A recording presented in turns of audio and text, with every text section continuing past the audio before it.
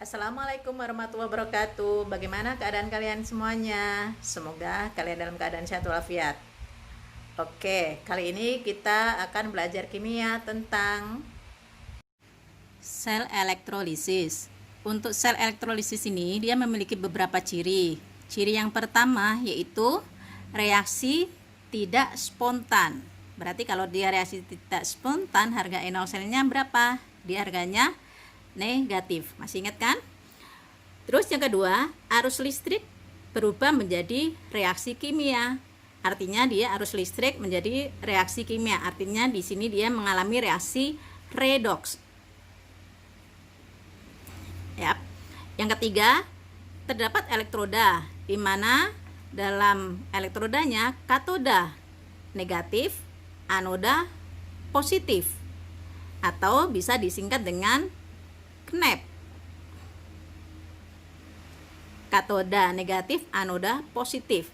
Di sini dia ada K, dia kutubnya negatif, dia mengalami reduksi.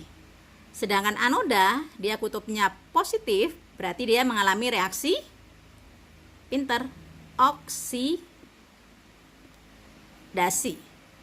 Yap. Untuk berikutnya ada reaksi sel elektrolisis. Ini yang sedikit lebih ini sedikit lah, ya. Tapi santai saja, mudah kok. Untuk reaksi sel elektrolisis terdapat dua kutub tadi, yaitu katoda sama anoda. Untuk katoda atau kation, dia biasanya yang diserang adalah yang di depan. Dan dia yang mengalami reaksi reduksi. Ya. Untuk sel elektrolisis nanti terdapat dua jenis larutan, ada lelehan, ada larutan. Kalau lelehan berarti dia tidak mengandung air. Kalau larutan dia mengandung air karena dia dilarutkan dalam air. Untuk katoda ini kalian harus memperhatikan yang namanya deret volta ini. Ini penting karena nanti dia akan diposisikan di mana letak dari kation itu. Apakah dia berada di sebelah kiri air atau di sebelah kanan air? Ya. Untuk deret volta itu sendiri dia ada Li, K, Pa, Sr, Ca, Na, Mg, Al, Mn. Dibatasi dengan H2O, Zn, Cr, FeCd, Coni, SnPbH atau hidrogen, Sp, Bi, CuHg, Ag, Pt, Au. Nah, di sini kalian lihat ada Li, ada K, ada Na. Ya, ini dia termasuk di golongan berapa? Ya, pinter. Ada di golongan 1A. Terus ada Ba, ada Sr, ada Ca. Dia berada di golongan berapa? Oke, golongan 2A. Ini dia ada Al, ada Mn. Terus ini dia ada H2O. Dan di sini ada H ibaratnya ya.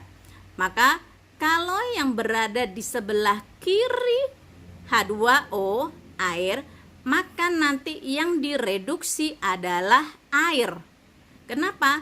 Ini untuk semakin ke kanan harga NO selnya semakin besar, maka dia akan semakin mudah direduksi.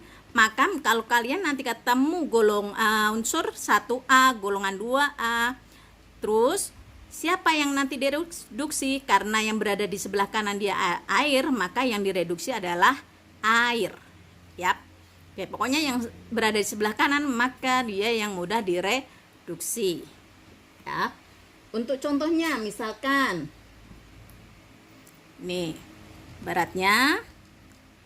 Oh ya, kalau misalkan kalian mau membuat jembatan keledai dari deret volta ini bisa. Misalkan yaitu lihat kalau Bapak Camat nanti meninggal alam mana zaman ceroboh Fir'aun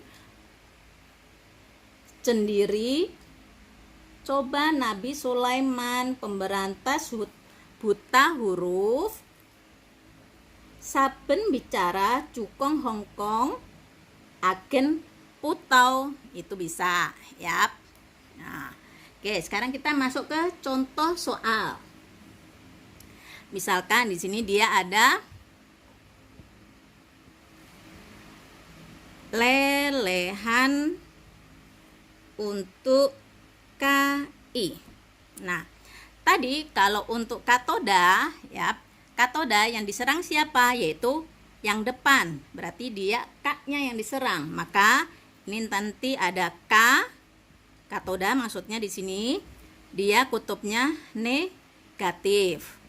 Maka karena dia di sini untuk lelehan, tadi lelehan mengandung air tidak?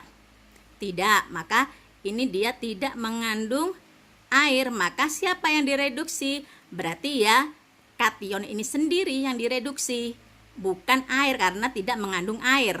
Kalau nanti kalian mengandung air, maka kalian baru boleh lihat deret voltanya. Maka di sini dia ada K plus menghasilkan K. Ya. Karena di sini dia ada positif 1, di sini 0, maka supaya sama kita di sini ada tambahin elektron sebanyak 1. Sudah, gitu aja. Contoh lagi, misalkan dia ada larutan KI. Ya, larutan KI. Maka nanti kalian yang diserang siapa? K-nya. Dia berupa larutan. Kalau larutan berarti dia ada air, ya kan?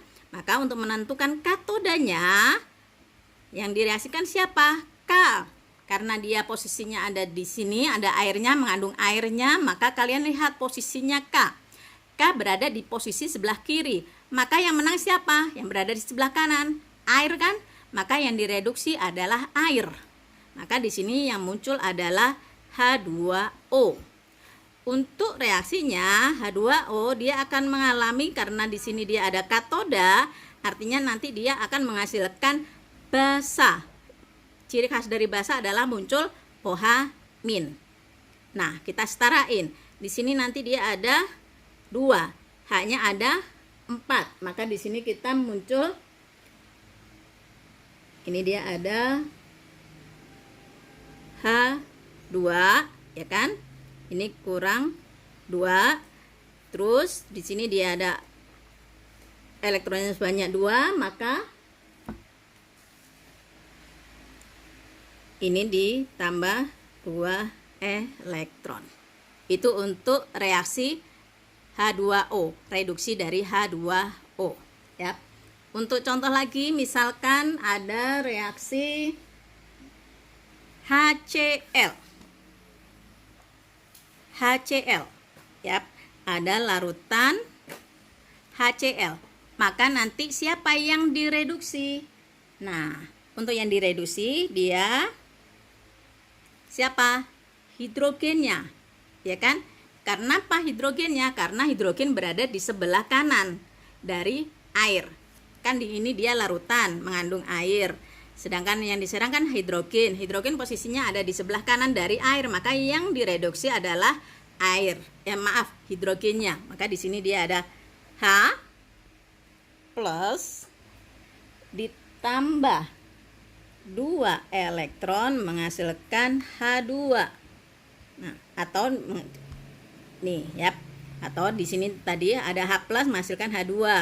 H2 di sini supaya sama menambahkan 2H plus. Maka supaya setara dia menjadikan 2 elektron. Ya. Itu contoh untuk yang katoda. Sekarang kita menginjak yang di anoda. Ini ada beberapa tahapan yang harus kalian pahami untuk anoda itu sendiri, yaitu tentang elektrodanya. Elektroda untuk anoda terbagi menjadi 2, ada inet, ada aktif. Inet itu artinya dia pasif, ya. Dia artinya pasif. Elektroda inet terdiri dari 3 unsur saja, yaitu ada PtCaO atau platina, karbon, emas. Nah, aturannya di sini nanti kalau dia ada anion sisa asam oksi, ketemu misalkan ada CO32-, SO42-, PO43-, ini kan berasal dari H2CO3, H2SO4, ada H3PO4. Ini hanya pada dicoretin ya, tinggal ini CO3 2-, SO4 2-, PO4 3-, ini yang disebut sebagai asam oksi. Maka kalau kalian ketemu asam oksi dan dia memakai elektroda inet, maka anoda yang dioksidasi adalah air. Yap. Maka yang dioksidasi adalah air. Di sini dia ada H2O. Dia menghasilkan, karena di sini ada anoda, artinya kan dia vokal, maka akan ketemu yang namanya A, yaitu asam. Ciri khas dari asam adalah H+. Ya, H+. Terus di sini dia ada 2, maka menghasilkan 4H+ ditambah O2. Di sini dia ada 4H+, maka dia memiliki positif 4. Supaya sama kan di sini sebelah kiri 0, maka kita tambahin 4 elektron. Yap. Beda ya antara yang oksidasi sama yang reduksi. Nih, kalau yang reduksi nih, yap, dia menghasilkan basa. Kalau yang oksidasi dia menghasilkan asam. Nah, untuk yang kedua, jika elektrodanya inet, terus dia ketemu sama anion yang berupa OH- seperti KOH, NaOH, CaOH 2 kali, maka anodenya ya, yang dioksidasi adalah OH- itu sendiri. OH- menghasilkan, kalau tadi H2O menghasilkan OH-, berarti ini kalau balikannya, OH- dia menghasilkan H2O. Sama apa? Yaitu plus O2. Ya, plus O2. Maka di sini dia ada 4 OH- tambah menghasilkan H2O plus O2. Berarti supaya sama muatannya, ini ada 4 elektron, maka ditambah 4 elektron. Itu untuk kalau ketemu sama OH-. Bagaimana kalau yang ketiga, anion yang berasal dari bukan bagian yang di atas, maksudnya bukan dari sisa asam oksi dan bukan berupa OH-, yaitu maka yang dioksidasi adalah anion itu sendiri. Anion itu sendiri, contoh adalah larutan KCl. Maka nanti siapa yang menjadi anodanya? Yang diserang siapa? Yang belakang kan Cl. Maka di sini dia ada Cl-. Cl- dioksidasi, maka dia akan menghasilkan Cl2. Di sini Cl-nya ada 2, di sini 1, supaya sama kita tambahkan koefisien 2. Elektronnya ada berapa? Ini ada 2 elektron, 1 dikali 2, 2. Ini ada 2, sebelah kanan 0, maka supaya sama ini kita tambah 2 elektron. Itu untuk yang selain sisa asam oksi dan anion OH-. Yap. Terus bagaimana untuk yang elektroda aktif? Berarti yang selain PTCAU. Maka yang dioksidasi adalah elektroda itu sendiri.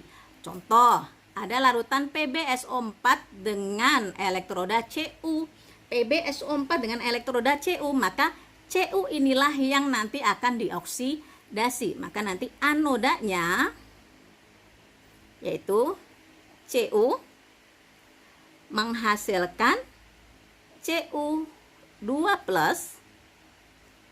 karena di sini ada muatan 2, maka supaya sama kita tambahin 2 elektron. Jadi diingat, kalau oksidasi elektron berada di sebelah kanan anak panah.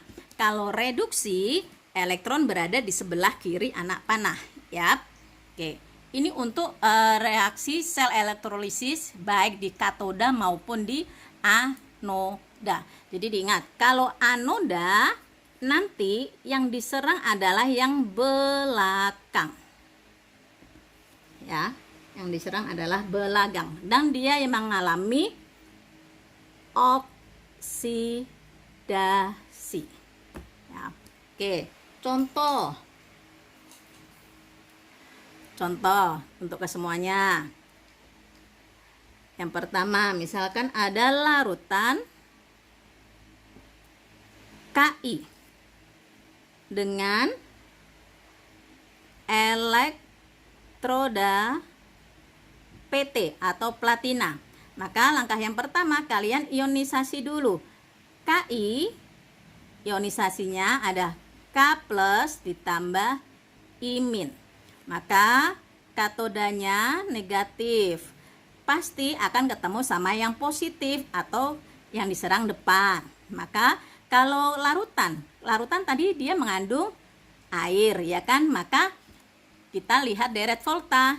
K ada di sebelah kiri dari air, maka yang direduksi adalah siapa? Air.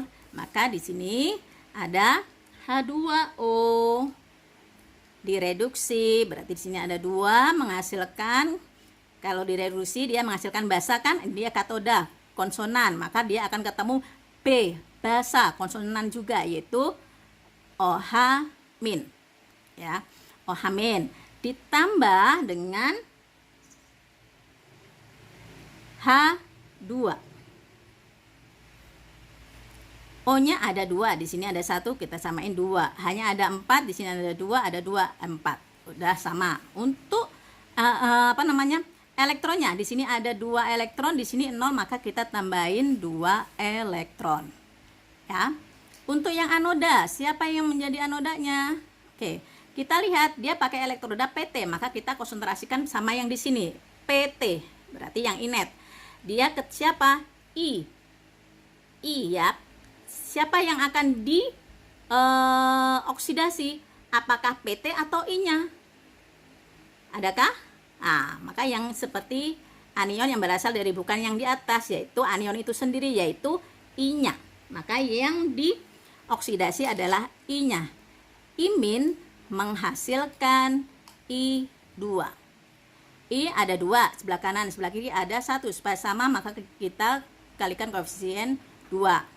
Elektronnya di sini ada 2, di sini ada 0, supaya sama maka kita tambahkan 2 elektron. Oke. Yuk, kita jumlahkan. Sini ada 2 elektron, ada 2 elektron. Kita langsung coret. Kalau misalkan beda maka kita eliminasi dulu, ya.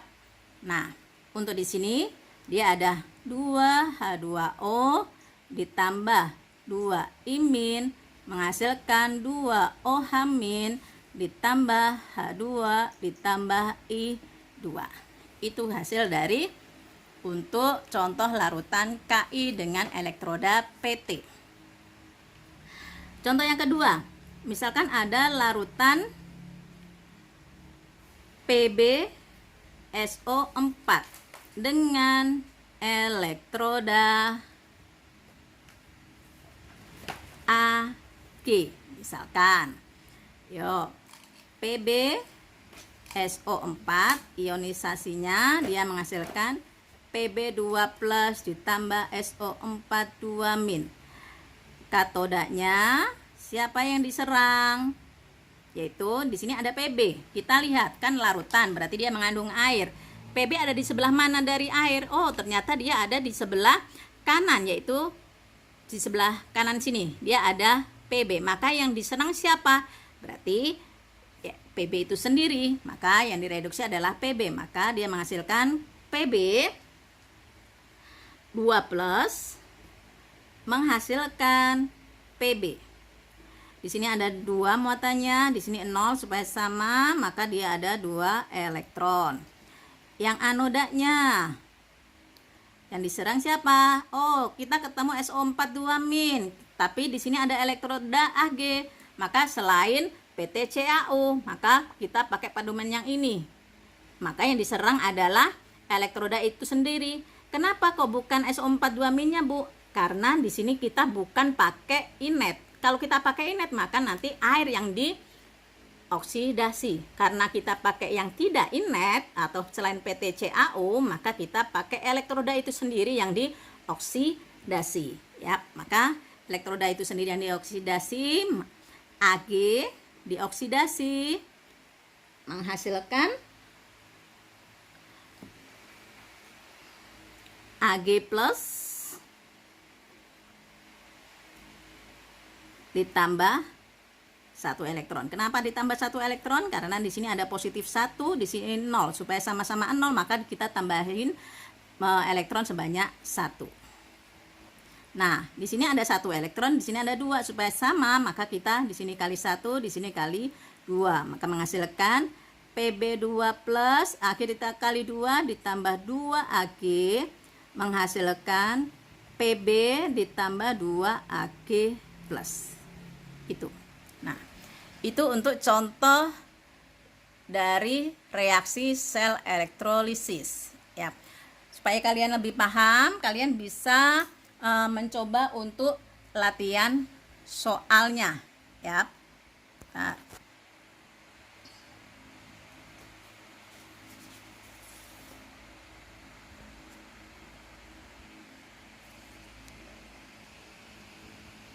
ini untuk latihan soalnya, kalian boleh kerjakan di buku tugas kalian masing-masing. Habis itu kalian upload ya. Oke, semoga bermanfaat untuk pembahasan kali ini, yaitu sel elektrolisis ya. Semoga bermanfaat dan kalian bisa lebih memahami lagi. Sampai ketemu di pertemuan berikutnya. Tetap jaga kesehatan. Wassalamualaikum warahmatullahi wabarakatuh.